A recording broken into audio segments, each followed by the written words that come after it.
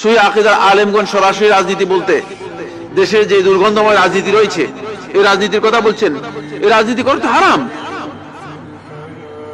এই দুর্গন্ধময় রাজনীতি করতে হারাম। এখানে এর একমাত্র পুঁজি হচ্ছে মিথ্যার প্রতারণা। আপনারা কি মনে করেন আমার সাথে কে কে দ্বিমত পোষণ করবেন? হাত তুলেন, তাহলে আমি একটি একটি করে প্রমাণ করে দিতে পারবো। এই রাজনীতির আসলেই হচ্ছে, ভিত্তি হচ্ছে মিথ্যা এবং হারাম দিয়ে, মিথ্যা আর প্রতারণা দিয়ে। এটা তো রাজনীতি নয় বাবা। ইসলাম যে রাজনীতির কথা বলে সহি আকীদার আলেমরাই সেই রাজনীতির কথা বলে। আগে তো রাজনীতি আপনার ডিফাইন হতে হবে, ঠিক না?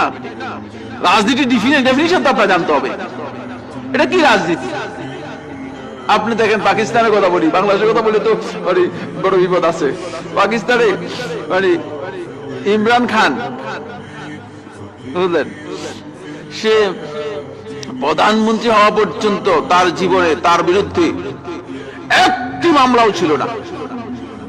যেই ক্ষমতাচ্যুত হলো, ক্ষমতাচ্যুত হওয়ার পর থেকে 3 মাসের মধ্যে 180টা মামলা দেওয়া হয়েছে। এটাকে রাজনীতি বলতেছেন আপনি? কে এটাকে রাজনীতি বলে? ঘৃণার প্রতি।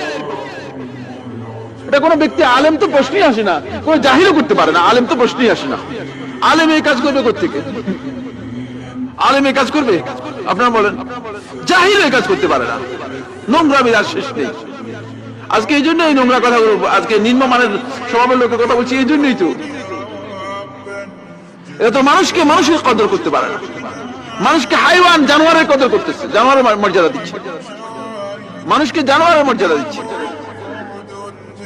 আপনার বিরুদ্ধে একজন লোক হাজার হাজার মিথ্যা কথা বলবে, আপনি কি করবেন তখন?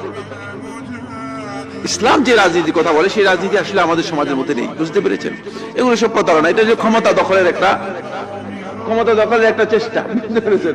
চেয়ার দখল, গদি দখল আর ক্ষমতা দখল। এই আলেমরা এই কাজ করার জন্য আসে নাই। আলেমরা তাওহীদের কাজ করেন, ঈমানের কাজ করেন, ইবাদতের কাজ করেন, আল্লাহ তাআলার দিকে মানুষদেরকে আহ্বান করেন। সুতরাং এগুলো প্রশ্নই আসে না। আর আপনি যেটাকে ইকামতে দ্বীন বলছেন, ইকামতে দ্বীন অর্থই আপনি বুঝেন নাই। ইকামতে দ্বীনের অর্থই তো আপনি বুঝেন নাই। ইকামতে দ্বীনের প্রত্যেকটি পদক্ষেপ সহি আকীদার আলেমদের কাছে রয়েছে।